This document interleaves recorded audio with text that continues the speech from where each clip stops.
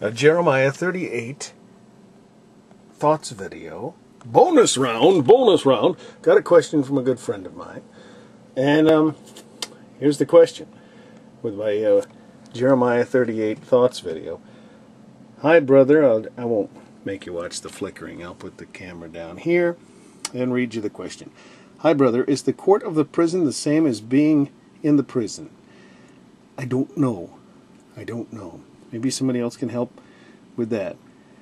Just a thought. Also, Zedekiah admitted that he was afraid of the Jews. So maybe he told Jeremiah, let no man know of these words, because it was the Jews that would kill him, not Zedekiah.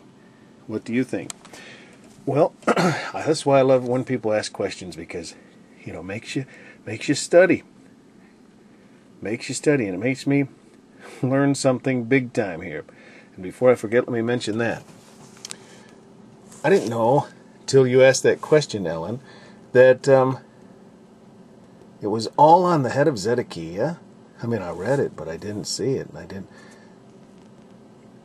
That the city was burned, his family was killed, and he died because he didn't submit to the king of Babylon? I didn't know that. I missed that big one.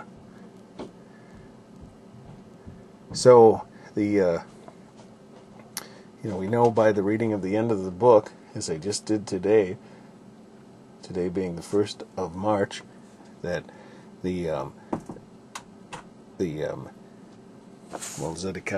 Zedekiah took off along with the rest of the guys from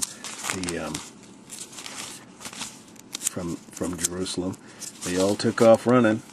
Let me just show that here. And I'm sure you already know this Astral 400, but for the sake of those who ain't got there yet, I have to blow the ending. So he didn't listen. They took off. Still not there. Nah. I'm sorry. Let's make the video longer here. The men of war fled and went forth out of the city by night, by the way of the gate between the two walls, which was by the king's garden. Then it says, Chaldeans pursued after the king and overtook him. Overtook Zedekiah in the plains of Jericho. Okay, so, back to the point here. Zedekiah promised, I will not put you to death. Then, you're right. Yes, you're right. He did say that he was afraid of the Jews. I'm afraid of the Jews that are fallen to the Chaldeans. Okay, then he says, but if the princes hear that I have talked with thee, and they come unto thee, and say unto thee, declare unto us now what thou hast said unto the king, hide it not from us, and we will not put thee to death. Also what the king said unto thee. Now the thing is, I think I did mention in that video, as though the king were going to put him to death. But I don't know if it was that I meant to say this. Sounds too convenient if that's what I say. Because I did basically say about the king putting him to death. But I might have misspoke. I do remember, not necessarily that it said we. Nonetheless, the point was I was also thinking that he did what the king said. And I wondered if he did the wrong thing or if he did the right thing. Actually, I know. He did the right thing. He obeyed the king. But in so doing, was he kind of fearing for his own death? I mean, I guess, I don't know. I mean, what would have happened? Would they have killed Zedekiah? If he would have spoken? Would they have delivered them up? They wouldn't have delivered the king up, right? Okay, but the point is, this is something that I learned.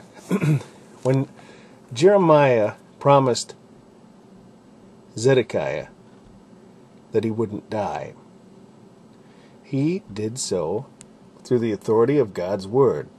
Thus saith the Lord, the God of hosts, the God of Israel, if thou wilt assuredly go forth to the king of Babylon's princes, then thy soul shall live. Okay, so Zedekiah didn't have to worry about dying. All he had to do was obey God. So it wouldn't have mattered, actually, if Jeremiah would have told those guys, by the word of the Lord, he would not have died. It's not like suddenly you're going to somehow trump the word of the Lord by doing what Jeremiah or Zedekiah says. So he didn't have to obey Zedekiah. Zedekiah had to obey God. But then down here, Zedekiah says, he also says, obey. Like it says, I beseech thee, the voice of the Lord, which I speak unto thee, so it shall be well unto thee, and thy soul shall live. But then Zedekiah promised that, basically, you won't die if you do what I tell you.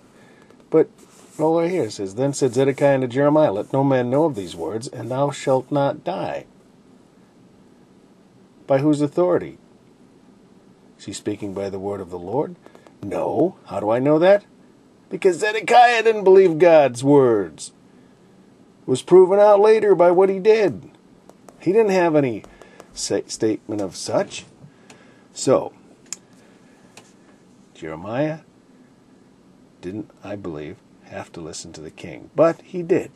So, you got to wonder if it's all good because he was obeying the voice of the king. I don't know. I still don't have the full answer, but anyways, those are more thoughts.